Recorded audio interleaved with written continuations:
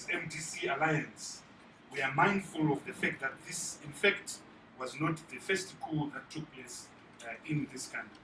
In 2008, the MDC won an election in the election that was held on the 28th of March 2008.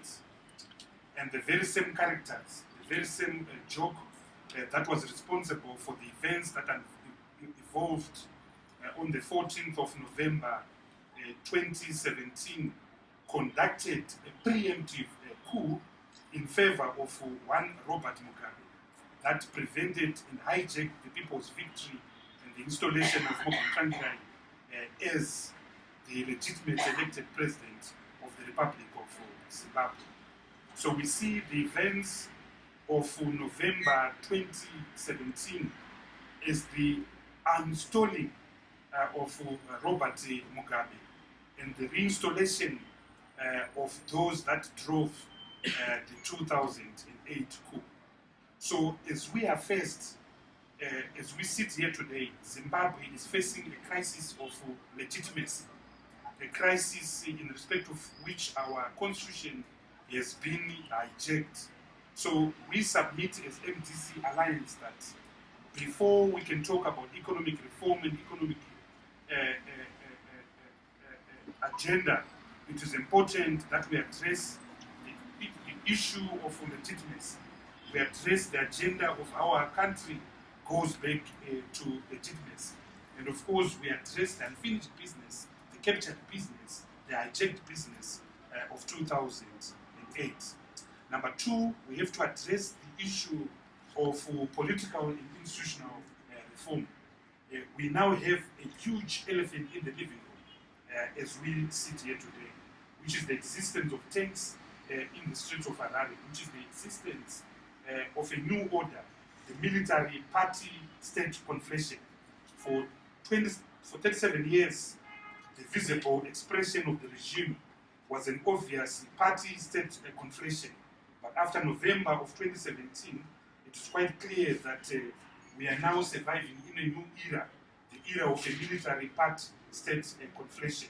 So there is need for important political and institutional reform to ensure that we deflate this military party-state conflation. So we require and the implementation of important political and institutional reform. Number three, quite clearly we have to address the agenda of free, fair, legitimate, uncontested election. And very soon our Secretary for Elections will be providing and presenting a comprehensive report which speaks to these comprehensive reforms that we want to see before the next election.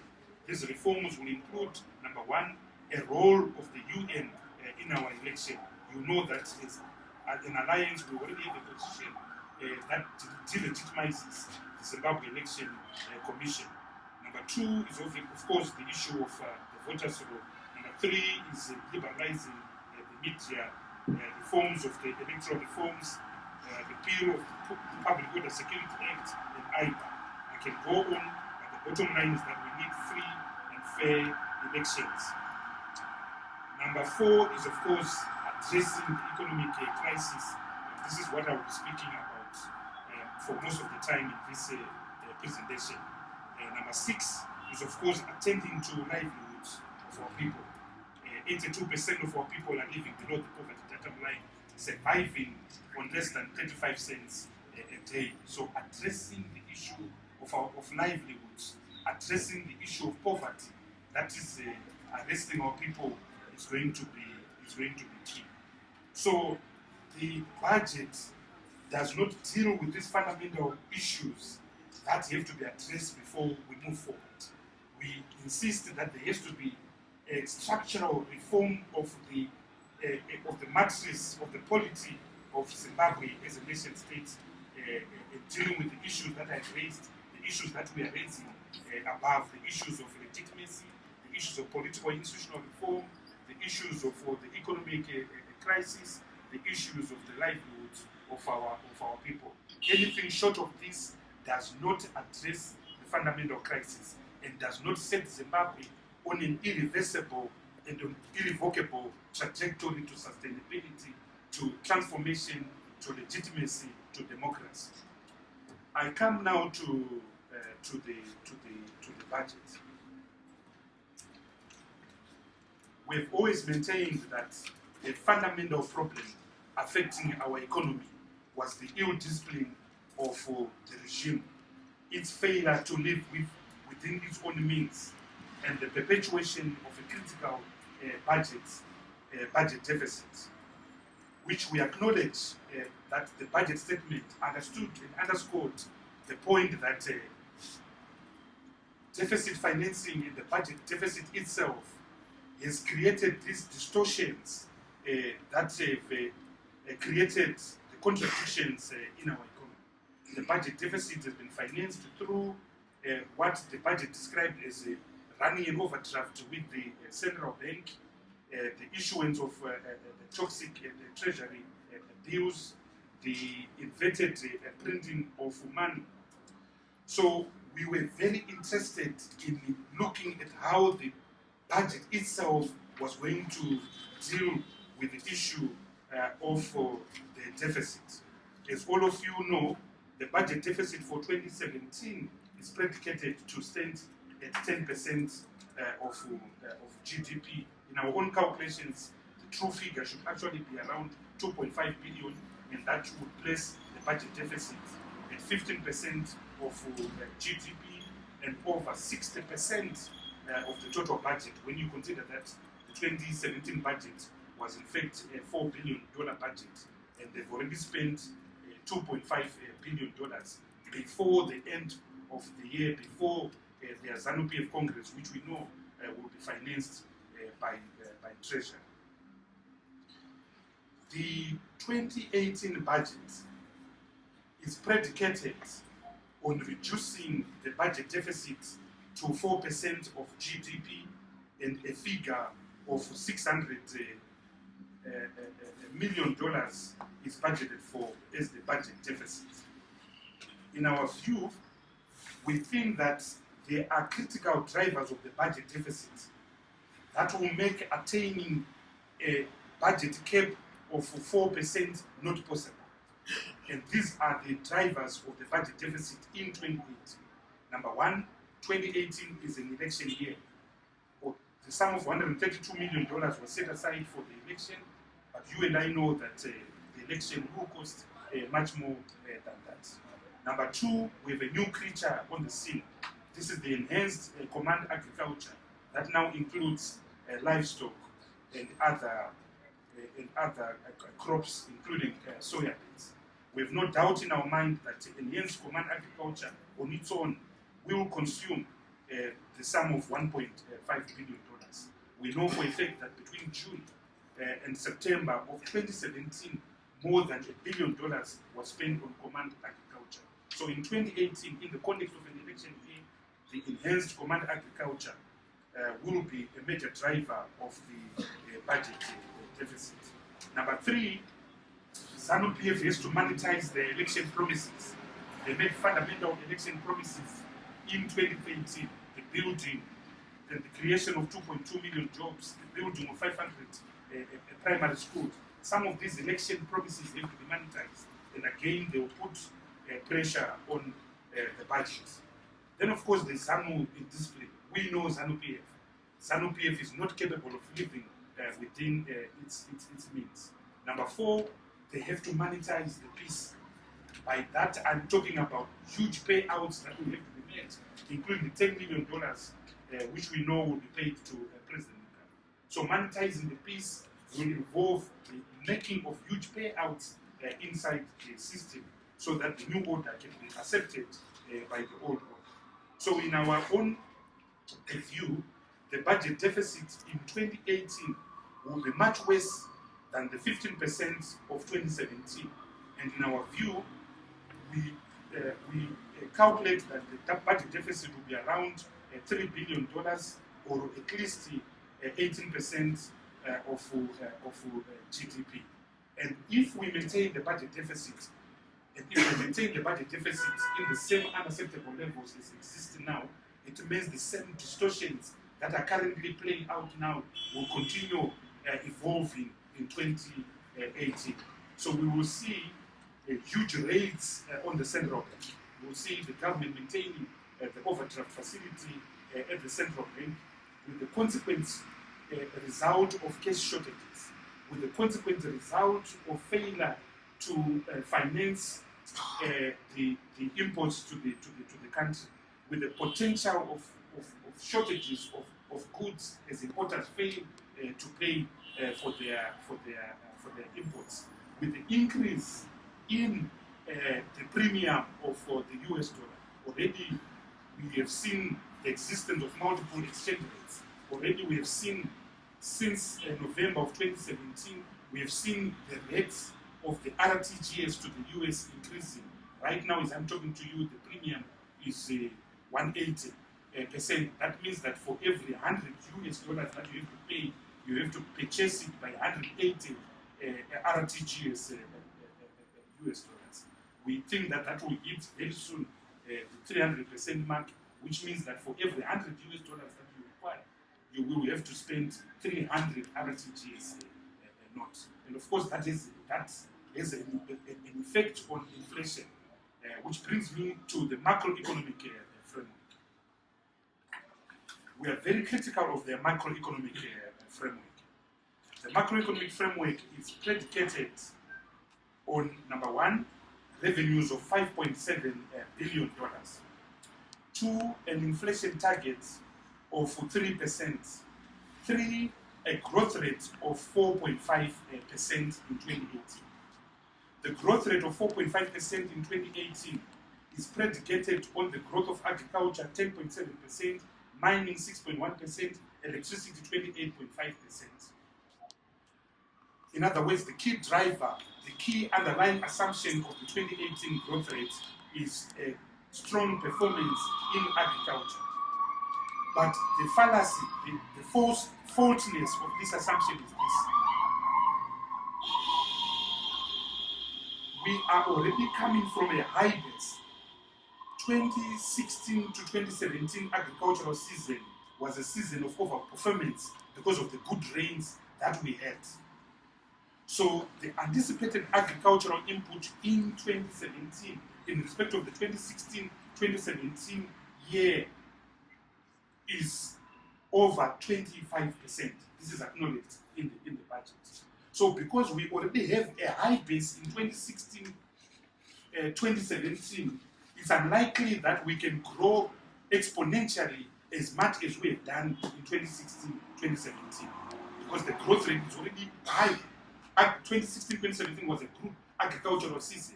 It's very hard to imagine that we can improve on 2016-2017. So if the basis of the optimistic assumption of a 4.5% growth rate is a growth in agriculture, that falls because the elasticity of the growth in agriculture will be limited by the fact that 2016-2017 was already a good year. So we have to devalue these figures. And our own calculations is that bar election violence, bar disturbances which we see in 2018, we do not expect a growth rate that is beyond 2.5%. I come to inflation, the macroeconomic assumption of inflation. We already know that it's already above 3%. All of you, if you go to supermarkets, you know that the goods that you were buying with $100, you are now buying them with $30. So inflation is already above 3%. And the key driver of that is the multiple exchange rate. The key driver of that is the budget deficit that is being monetized through creative money creation, raiding the central bank, toxic treasury bill. So 3% is not achievable. So we are already past it. And in some goods, inflation is already over 240%. So the projection of inflation is not realistic at all. Another macroeconomic figure which I want to deal with is the expected revenue of $5.7 billion. Where will this money come from? Industry has shut down, companies have shut down. In 2017, with the good agricultural season, you read in the budget that the expected revenue in 2017 is $3.5 billion. So it is hard to imagine what miracle can come out of the bag to explain the huge growth in revenue from $3.5 billion to $5.1 billion. So in our respectful view, as the MDC Alliance, the anticipated figure of $5.1 billion is not an achievable figure. But the one figure that they will achieve, and we have to give them credit, is the expenditure figure. The expenditure figure is $5.74 billion. And we would like to submit that they will exceed this. So we have to clap your hands for them. They will exceed $5.74 billion because of the expenditure pressures that I've already explained. So we submit that the macroeconomic framework of the 2018 budget is made on false and dishonest and unrealistic assumptions for all the reasons that I've explained above. I want to deal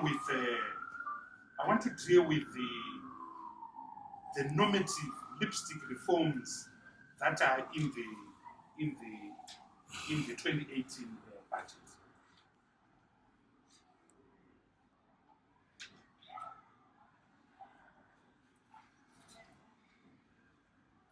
We submit that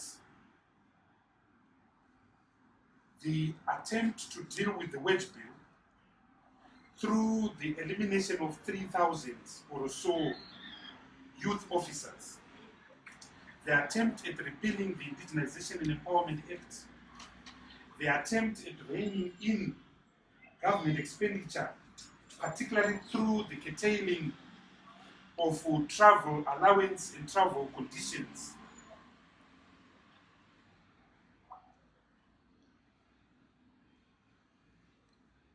are things that ought to have been done many years ago. We've been arguing that these things ought to be done. But they are nominal. They are nominal, they are normative, they are lipstick.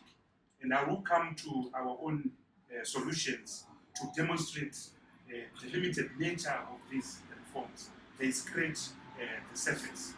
If you eliminate 3,000 youth officers, where you have ghost workers of over 200,000, then we've got a challenge. The inclusive government used to pay 236,000 civil servants. They are now paying 550,000 civil servants. So 200,000 of those are ghost workers. So if you are going to eliminate 3,000, when you are faced with the 200,000, that's a lipstick. So I will deal with that when I come to our own solutions. The other thing which we are very critical of in the 2018 budget is the government position on the issue of devolution. In terms of section 299 and section 300 of the Constitution, the budget must provide equitable resources to all provinces. That has not been done. But as if that was not enough, you have a budget statement that actually says that the institution of reform, of devolution and decentralization, codified in chapter 14 of our constitution, must actually be repealed. But devolution was one of the deal breakers in the constitutional making exercise. Those who were following the constitutional making process will actually remember that on the 17th of January 2013, the MDC political parties actually walked away from the negotiating table after ZANU had insisted that they were not going to carry out the issue of devolution. And you also recall that during the constitutional making exercise, the issue of devolution was number one in the public consultations, over 3 million people that were consulted. So we are very much against the pronouncement on the issue of devolution and the fact that there's been non-compliance with the constitution. I now come to our own proposals. And here I want to underscore that we are offering an alternative vision. We are offering an alternative a narrative to the budget that was presented yesterday. So we have 10 points that we are going to speak to. The first issue is that we need to resolve the political crisis that is arresting our country. So we need to go beyond the lipstick of economic reforms, the lipstick of the budget, and address the structural challenges facing our country. Number one is the issue we have already spoken of, the issue of returning the country to legitimacy. The issue also of reconfiguring the state. How do we reconfigure the state when the state now has an appetite of multiple coups, the coup of 2008 and the coup of 2017. So we've got a bigger problem than what we had before the 14th of November 2017. How do we reconstitute the state to ensure that tanks are not on the streets of Zimbabwe again? Resolving the political crisis includes agreeing on an agenda for free and fair elections and the reforms attending to the same. Resolving the political crisis means agreeing on a transitional agenda between now and the time that the country is ready to hold the next election. So that's number one. Without this, anything we do will be lip service. Without this, anything we do will simply mean that we will head off from one crisis to another and will continue to be in the news for wrong reasons. Number two, macroeconomic stability. It is so important for the country to have macroeconomic stability. It is so important that we have to eliminate deficit financing. It is so important that we have to live within our means. And we propose as MDC Alliance that we must resort to and revert to cash budgeting, the principle which we used to call we eat what we kill. And we propose that the budget deficit of any type, whether it's 10%, whether it's 6%, must be eliminated. And we must go to a regime of fiscal balancing. Our books must balance. So macroeconomic stability is so key. Without macroeconomic stability, we'll continue with the regime of the instability and toxicity that we are seeing in this economy. As part of macroeconomic stability, we propose as MDC Alliance that we have to audit, there has to be a forensic audit of the current government debt. If you look at the budget presented yesterday, it scats a lot on the current levels of domestic debt. This is because the debt keeps on piling up. Illegal payments and extra legal payments still continue to be made. So any new government of the day must conduct a forensic audit of the government debt. Was this debt contracted in terms of the Constitution?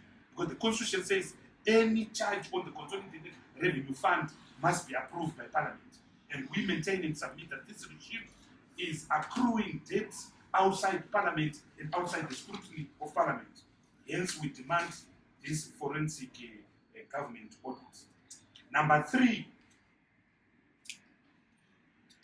our economy has been limping since 2012.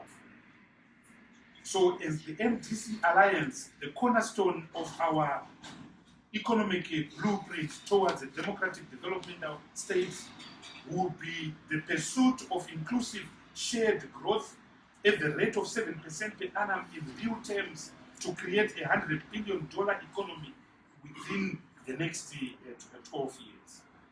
And some of the things that we believe need to be done are the following. Number one, total repeal of the indigenization and empowerment law.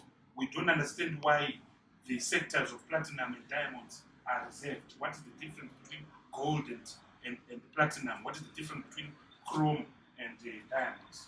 But we propose, in place of the current empowerment law, a new comprehensive empowerment law that gives credit to companies who invest in education, in technology, in rural development for the upliftment of our people. So we are not just advocating for the blanket review of the current indigenization empowerment law. Our submission is that empowerment is not just the mere owning of shares. Empowerment is about broad matrix of development, particularly rural development. Number two,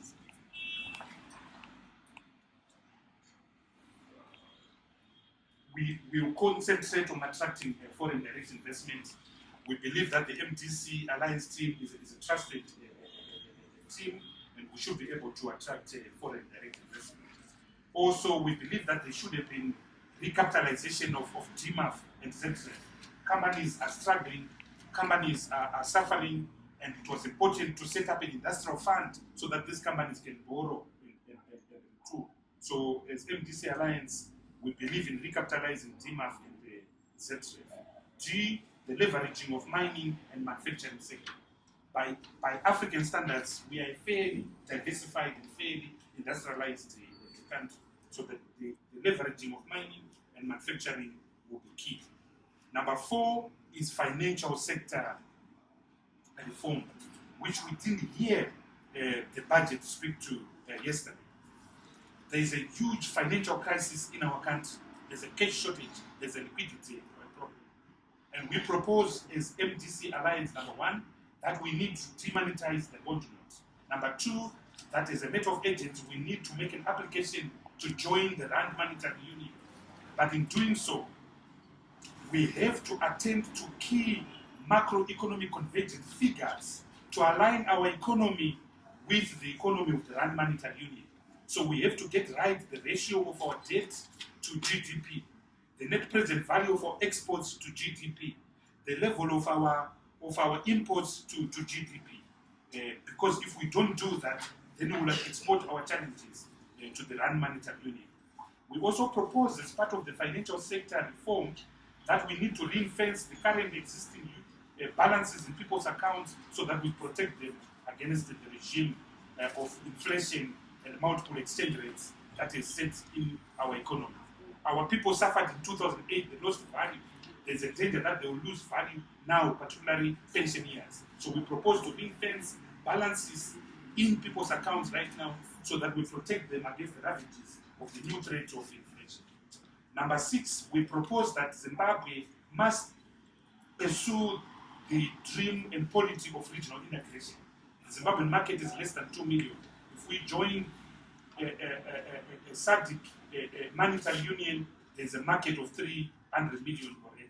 Number 7 is the pursuit of industrialization and the alteration of the accumulation model from one which is based on extraction in the mining sector, extraction in the agricultural sector, to one based on beneficiation and value addition.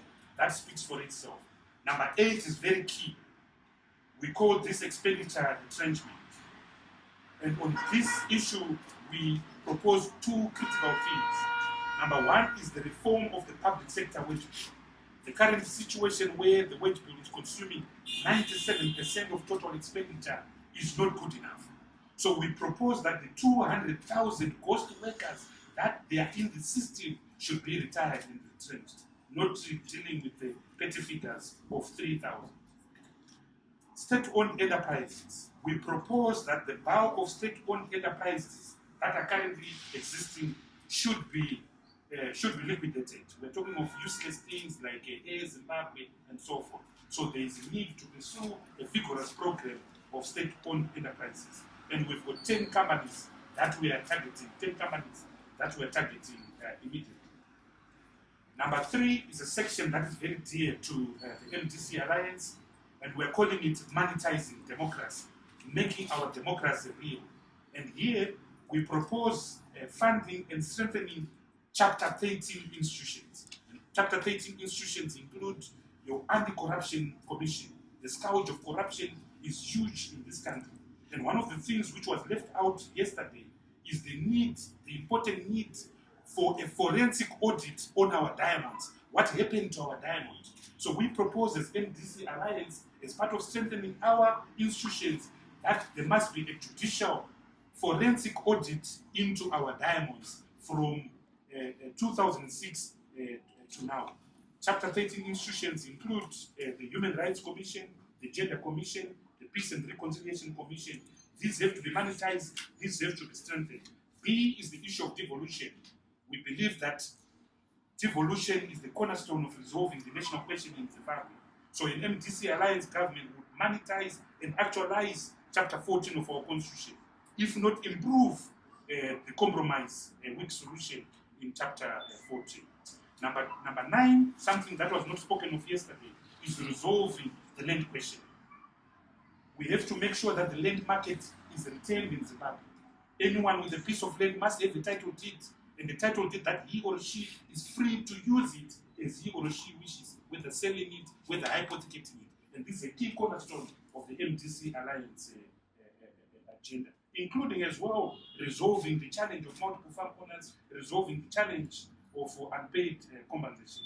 Lastly, number 10 is international relations. Key on international relations is resolving Zimbabwe's debt question. Zimbabwe's debt question. We do not believe in Lima, and we'll depart away, we'll move away from Lima, and we'll pursue as the MDC Alliance a program that involves the multilateral debt relief initiative of 2004. But for us to succeed on that, we have to have reform. We have to stop stealing elections. We have to stop putting tanks on the roads of Zimbabwe. We have to make sure that people don't disappear in Zimbabwe. And that's why we are going for a process that is underwritten by the international community on international relations. On international relations, it means we have to make peace with London, with Brussels, with Beijing, and with Washington, D.C. So this is our alternative roadmap towards a Zimbabwe that is sustainable, a Zimbabwe that is transformative, a Zimbabwe that is developmental, a Zimbabwe that is democratic. I thank you very much.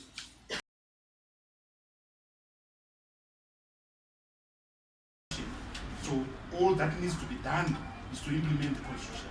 So the Constitution makes the following proposal. Number 1, that the issue of land must be democratized.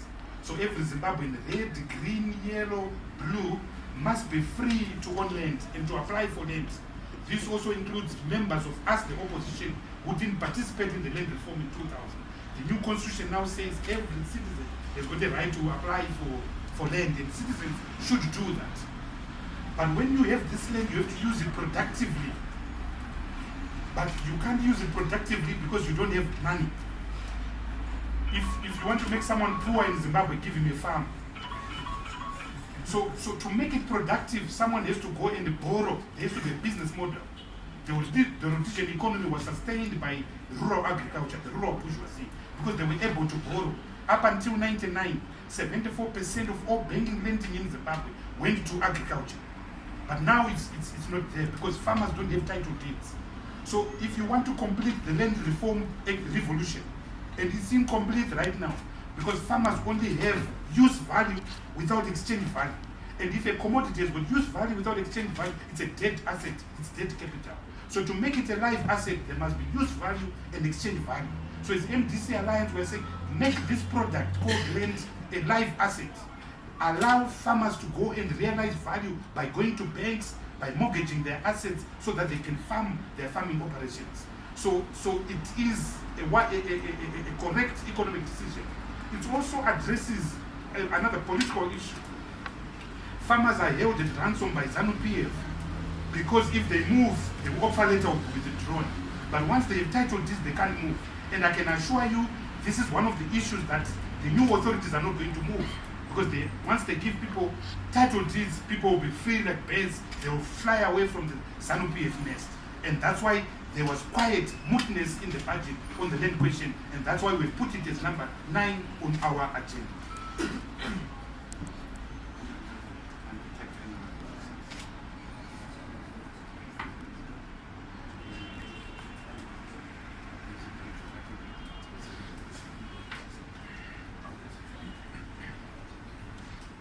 Yes, I think you raised the question on whether or not members of parliament are going to support the budget. It's currently configured. The budget is very difficult to support. It is difficult to support, especially when regard is held to all meaningful members of parliament who represent the people. Number 1, the budget did not address the threshold that is required in terms of the Abuja Declaration on health. I think we're almost like 406 million. 406 is not sufficient. We're supposed to have a 15% threshold. It is less than the 15%. I think it's about 6 to 7%. If you were to do the conversion, 5 point something percent, which is a far cry in terms of what is required. But not only that, there's also an assault on the informal economy. Our economy is informalized. We've seen vendors being attacked left, right, and center. This is the source of livelihood for the majority of our people. Government is silent about it. The army is ready up on those vendors, routing on the vendors. Instead of eliminating poverty, they choose to eliminate individuals who are trying to deal with poverty. It is a problem for us as members of parliament to just leave it as it is. There's also the issue of the deployment of the military on the borders. It does not inspire confidence. In fact, we have a fundamental problem, Honorable Diti, on two issues. We were supposed to hear more about productivity. There's nothing that is said about productivity in that budget. So we don't understand how they are going then to stimulate the confidence that is necessary. But what also buffers the confidence is the deployment of soldiers on the borders and the continued presence of soldiers on the streets. It does not inspire confidence within business, within the citizens. But also, you are saying that business is accepting this budget. There's no option. They are drowning people, they are sinking people. They will clutch on straws. But this is not what they deserve. Where Chinamasa is promising them to say that we are going to have the age threshold of the 65, it should not be limited to civil servants. If they are serious about reform, we want to see government ministers who are above 65 being retired. But they are not serious, so they will just want to be refactoring their promises. If they are serious about retrenchment, I think Honorable Bite has already touched it. Instead of limiting to 3,000, go to the ghost workers who are all over. But you can see that the 3,000 are actually G40 people. So it's a factionalized retrenchment. I think they've done their number crunching, and it's a G40 thing. You still have, even if you don't agree with Kasuku and Jonathan, you can't have a country where bank accounts of individuals are closed without due regard to the rule of law. It does not inspire confidence. You go on the farms, farms are being invaded. There's no security on the farms. There's no poverty line. Those issues are not in the budget. And they are supposed to be addressed.